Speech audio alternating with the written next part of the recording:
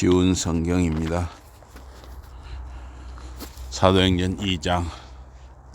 오순절이 되어 믿는 이들이 한 곳에 모두 모여 있었다. 그때 갑자기 하늘에서 세찬 바람소리 같은 큰 소리가 들렸다.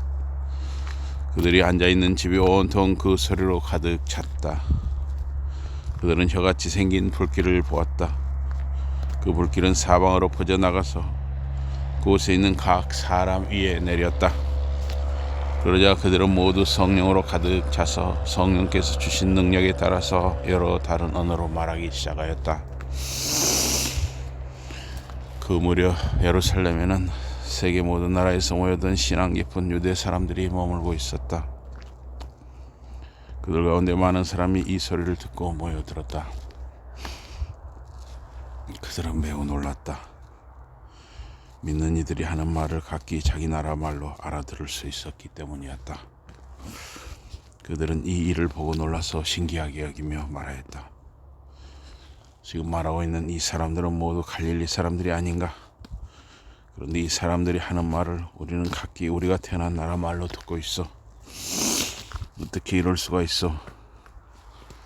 우리는 바데 사람과 메데 사람과 엘람 사람이고 메소포타미아와 유대와 가파도기아와 본도와 아시아와 부르기아와 밤빌레아와 이집트와 구레네에 가까운 리비아에 사는 사람들이고 나그네로 머물고 있는 로마 사람과 유대 사람과 유대교로 개종한 사람과 크레테 사람과 아라비아 사람이요.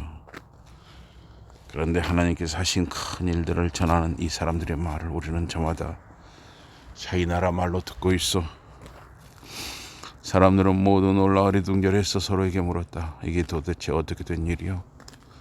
그런 어떤 사람들은 그들을 비웃으며 이렇게 말하였다. 이 사람들은 술을 너무 마셔서 취한 것이요. 그러자 베드로가 다른 11 사도와 함께 일어서서 크고 똑똑한 목소리로 무리에게 말하였다.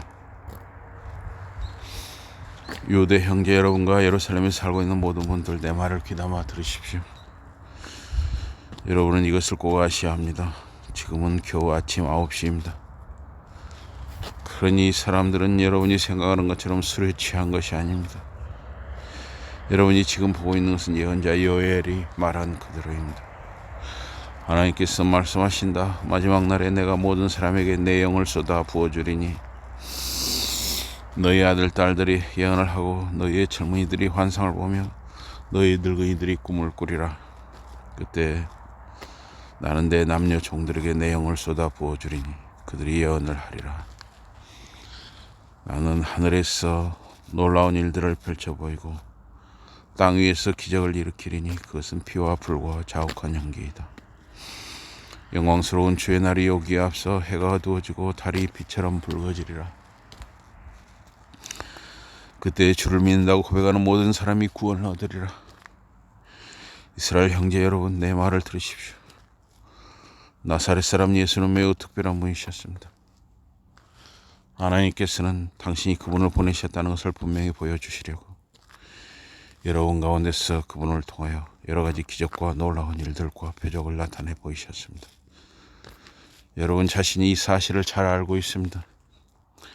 이 예수는 하나님께서 미리 세우신 계획에 따라서 여러분의 손에 넘겨졌습니다. 그리고 여러분은 모세의 법을 모르는 이방 사람들의 손을 빌려서 그분을 십자가에 못 박아 죽였습니다. 그러나 하나님께서는 그분을 죽음의 고통에서 풀어 다시 살리셨습니다. 죽음은 예수를 붙들어 둘 수 없습니다. 다윗은 예수를 두고 이렇게 말하였습니다. 나는 언제나 내 앞에 계시는 주를 배웠다. 주께서 내 오른쪽에 계시니 나는 흔들리지 않을 것이다. 그러기에 내 마음은 기쁘고 내 혀는 즐거워 노래한다. 이 몸 또한 희망 속에 살리니 주께서 내 영혼을 저승에 버려두지 않으시고 주의 거룩한 분 내 몸을 썩지 않게 하실 것이기 때문이다.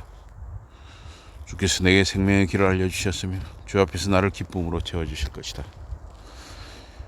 형제 여러분, 나는 우리 조상 다윗이 죽어서 땅에 묻혔다는 것을 자신 있게 말할 수 있습니다. 그 무덤은 지금도 우리 가운데 남아 있습니다. 다윗은 예언자였습니다.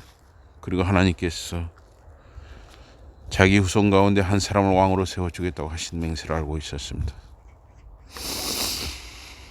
그래서 다윗은 앞을 내다보고 그리스도께서 죽었다가 다시 살아나실 것에 대하여 말한 것입니다.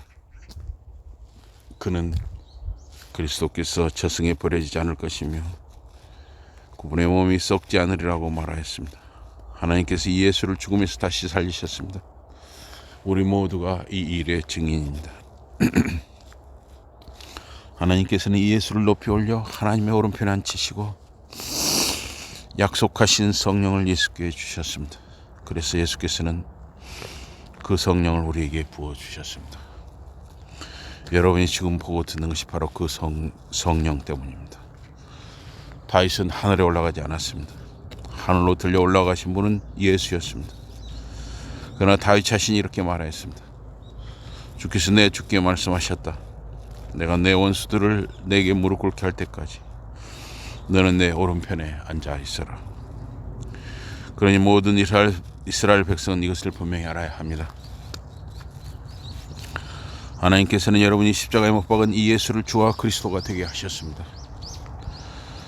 사람들은 그 말에 마음이 찔려서 베드로와 다른 사도들에게 물었다. 형제, 우리가 어떻게 해야겠습니까?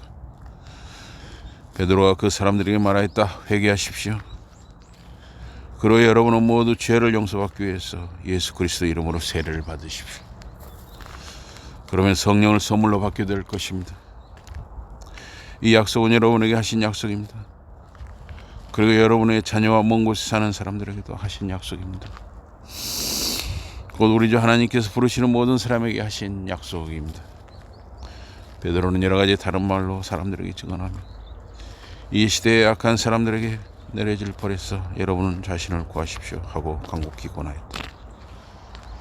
베드로의 말을 받아들인 사람들은 세례를 받았다. 그날 예수를 따르는 사람의 수가 3,000명이나 늘어났다. 그들은 사도들의 가르침을 배우고 서로 사귀고 함께 빵을 떼고 함께 기도하는 일에 힘썼다. 사도들을 통해서 놀라운 일들과 기적이 나타나자 모든 사람이 하나님을 두려워하는 마음을 가지게 되었다. 믿는 이들은 끊임없이 함께 모이고 가진 것을 모두 나누었다. 그들은 돈이 필요한 사람이 생기면 땅과 가진 것을 팔아서 모두에게 나누어주곤 하였다. 믿는 이들은 날마다 성전뜰에서 함께 모였다. 그리고 이 집 저 집에서 빵을 떼면서 기쁘고 신실한 마음으로 같이 음식을 먹고 하나님을 찬양하였다.